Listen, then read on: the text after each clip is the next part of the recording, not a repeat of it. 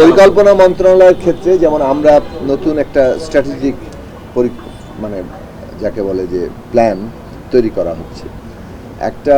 Framework মূলত এটা আসলে। আগে তো পঞ্চবার্ষিক পরিকল্পনা ছিল, সরকার এসে এখন পঞ্চবার্ষিক পরিকল্পনার জন্য যে সময়টা একটা লাগে, সেক্ষেত্রে আমরা একটা স্ট্র্যাটেজিক ফ্রেমওয়ার্ক তৈরি করছি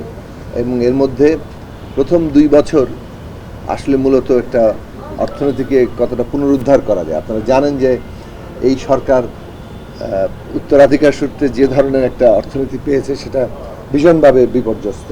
প্রতিষ্ঠানগুলো নানাভাবে বিপর্যস্ত, অর্থনৈতিক কাঠামো এবং প্রাতিষ্ঠানিক জায়গায় সবগুলোই বিপর্যস্ত হওয়ার ফলে এই স্ট্র্যাটেজিক ফ্রেমওয়ার্কের মূল লক্ষ্য হচ্ছে কীভাবে আমরা পুনরুদ্ধার করব এবং তারপরে আমরা সমৃদ্ধির দিকে যাব। সেক্ষেত্রে একটা বড় বাধা হচ্ছে কাঠামোগত দিক থেকে যে উন্নয়ন বাজেট যেটা পাবলিক এক্সপেন্ডিচার, সেইটার আসলে যথার্থভাবে এই বাস্তবায়নটা হয় না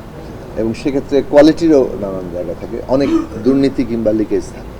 সেই সব ক্ষেত্রে কিভাবে উন্নতিটা আনা যায়, অর্থাৎ যা উন্নয়ন বাজেট হবে সেই উন্নয়ন বাজেটকে সর্বোচ্চ কোয়ালিটি নিয়ে, অর্থাৎ কি বলে গুণগত মান বজায় রেখে দুর্নীতি কমিয়ে এই সব প্রকল্পগুলো বাস্তবায়ন, এটা একটা কিভাবে তার জন্য প্রাতিষ্ঠানিক যোগ্য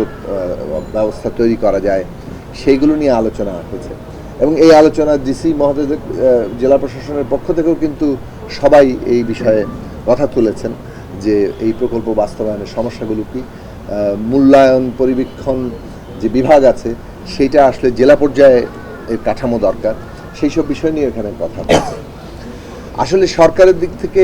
সরকার দুটো কাজ করছে। একদিকে হচ্ছে যে এই যে বর্তমান যে এডিপি কিংবা চলমান যে সমস্ত প্রকল্প, এগুলোকে সরকারের যে ম্যানিফেস্টো আছে, ইস্তেহার 31 দফা এবং তারপরে নির্বাচনী ইস্তেহার,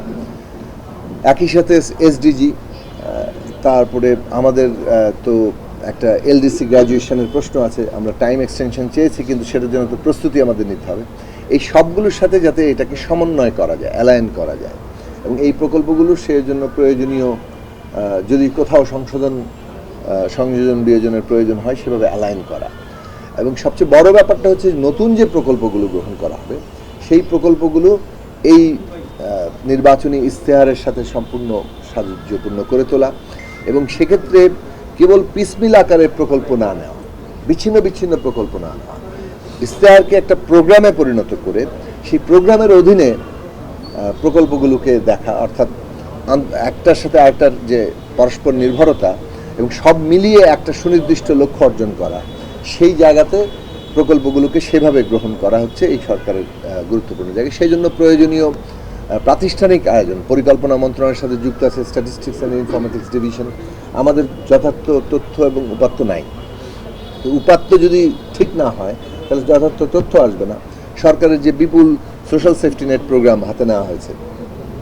সেগুলো আসলে কার্যকর করতে গেলে যথার্থ উপাত্ত লাগবে। সেজন্য এসআইডিকে একেবারে নতুন করে সাজানো হচ্ছে এবং রিয়েল টাইম ডেটা যাতে সংগৃহীত হয়, কোনো ডেটা ম্যানিপুলেশন যাতে না হয়, কোনো উপাত্ত যাতে মানে একেবারে সত্যিকার বাস্তবতাকে প্রতিফলিত করে, সেইটার দিকে সরকার মনোযোগ দিচ্ছে। অন্যদিকে আইএমইডির মতো প্রতিষ্ঠান যেটা পরিবীক্ষণ মূল্যায়ন করবে, সেইটাকে কিভাবে শক্তিশালী করা যায়, প্রতিটি প্রকল্পের গুণগত মান এবং তার অর্থ ব্যয় সাশ্রয়ী জায়গাটা নিশ্চিত করা, ভ্যালু অব মানি মানে সাশ্রয়ী প্রকল্প করা এবং অর্থের গুরুত্বটাকে জনগণের অর্থ ব্যয়ের ক্ষেত্রে সর্বাধিক গুরুত্বের জায়গাটা দেওয়া, বিবেচনাটা রাখা, এইটা সরকারের লক্ষ্য।